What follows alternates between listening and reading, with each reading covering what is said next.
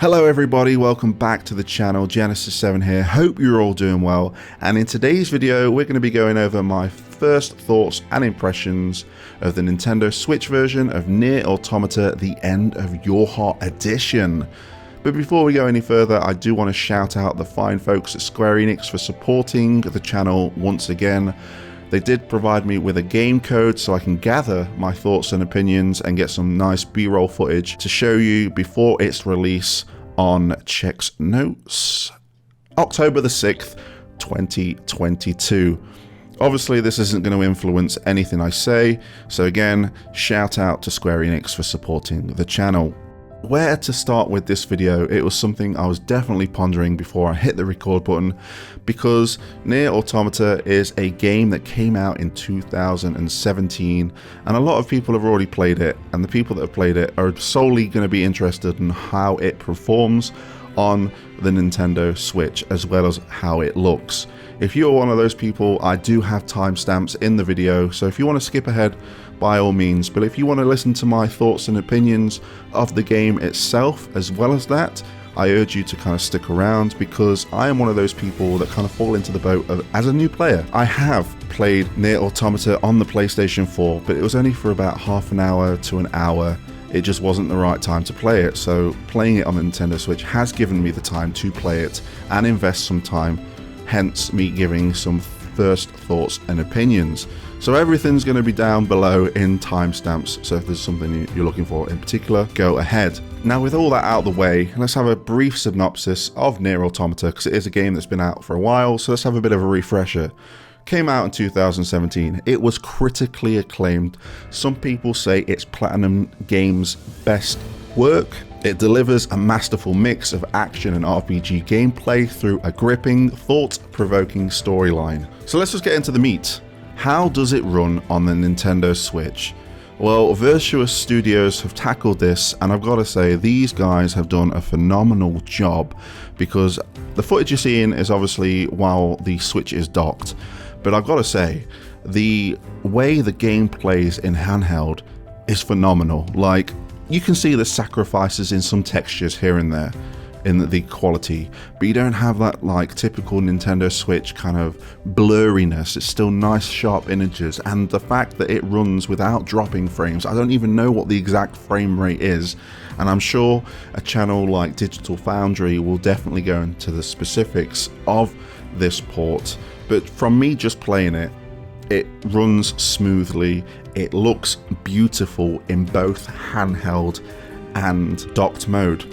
Now you're probably saying, well, it doesn't look as good as it does on PC, it doesn't look as good as it does on PS4, PS5, and you're probably right, but the fact that they've managed to get this to run so smoothly, and I think that the file of the game size is only around 10 gig as well, is amazing. I have nothing but praise for the way this runs on the Switch.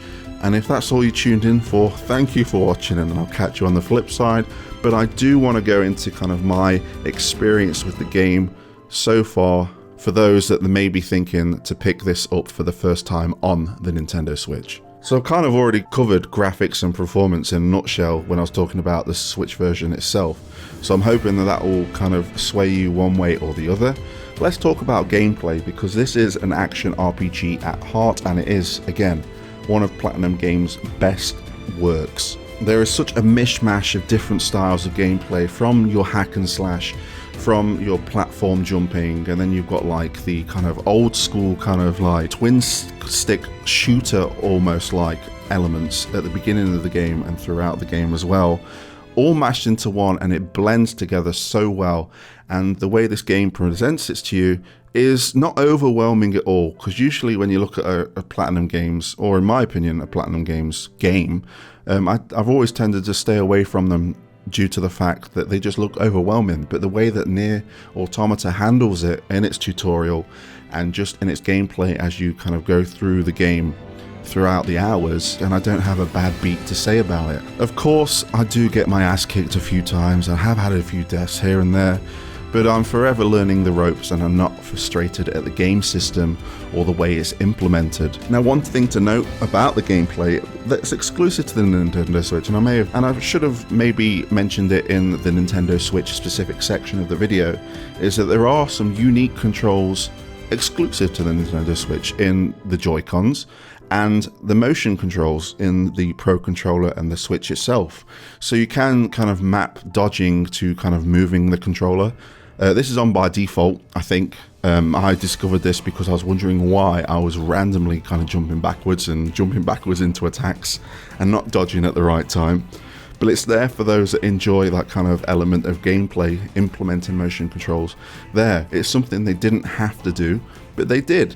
And it's very welcome. For me, it's not for me, but it's there if you want the option. I think other things that tie into gameplay is the exploration. Obviously, at the beginning of the game, as you can see in the footage now, you dropped into these lush remnants of Earth. It looks very beautiful, very easy to traverse across this land. You can fish, you can fight random enemies, you can unlock certain parts of the map, and it's all very welcoming and it's all very smooth, and it does give you the option to kind of just go off the beaten path every once in a while and do a bit of exploring, do a little bit of grinding, find a few items, learn a little bit more about the story and the world that NieRAutomata builds through its weapon stories or its side activities or its synopsises of all the enemies that you've gone against. It's beautiful in doing that, and there's so many little hidden secrets here and there that you just might come across as a one-off, or you might just go all out and kind of search for these secrets. The game doesn't limit you to the linear path, though there is that story to follow. You can go off that beaten path whenever you want, and it is very satisfying. Saving is very unique in this game as it's kind of tied to unlocking terminals and access points around the world. The more you unlock, the more places you have to save, and you get more map information, and then you can also increase the locations where you can quick travel to as well. I think it's a very generous map system, and I do like the fact that you can't save anywhere and it doesn't automatically save. It kind of gives you a bit more of like a bit of risk or reward here and there, but you've got to make sure to save often because there are multiple kind of things that may happen. And it is noted that there is multiple endings that could be tied to a random death here or there, but it's not something we're going to go into because there is 22 endings in total, I believe.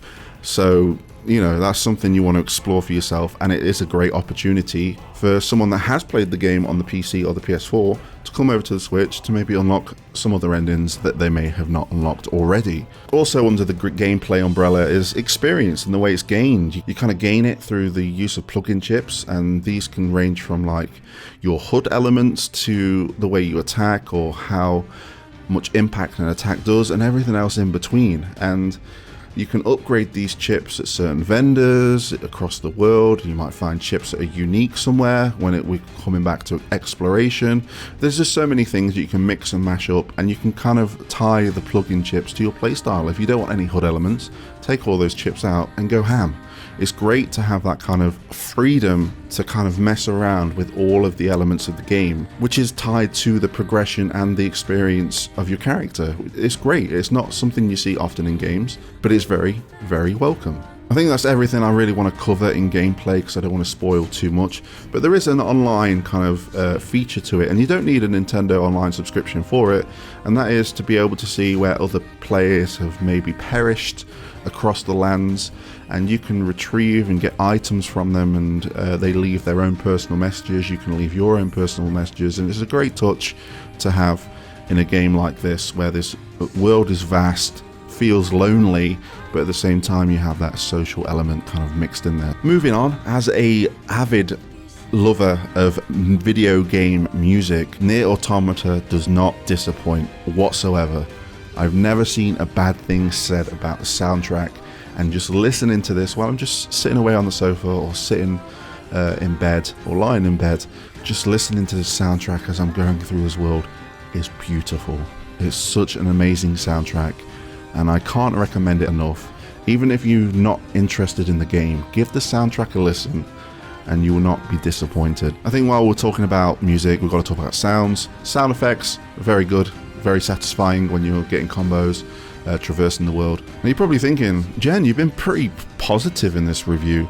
And that's because I've not got much of a bad thing to say about NieR Automata. There's a reason why it's a critically acclaimed game, and there's a reason why it had such high demand to come to the Switch, because it's a great game. Honestly, if you are thinking about playing an RPG on the Switch, if you have a Switch for strictly RPGs because the Switch is an RPG beast, you want to add NieR Automata to the collection. Not only are you getting the base game, you're getting all of the features from the, I've got to read this one, 3C3C11944097 DLC, which includes costumes and additional Colosseums to fight in, etc. And you'll also get some DLC that's exclusive to the Switch, which is 6 new costumes, 4 new accessories, and 2 pod skins based on the characters from the mobile title NieR Reincarnation.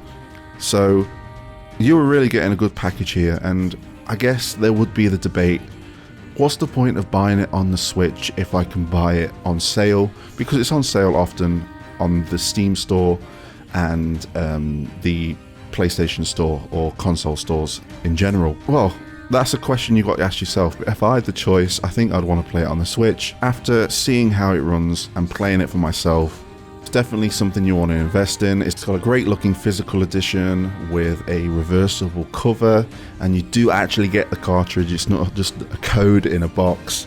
So go for it.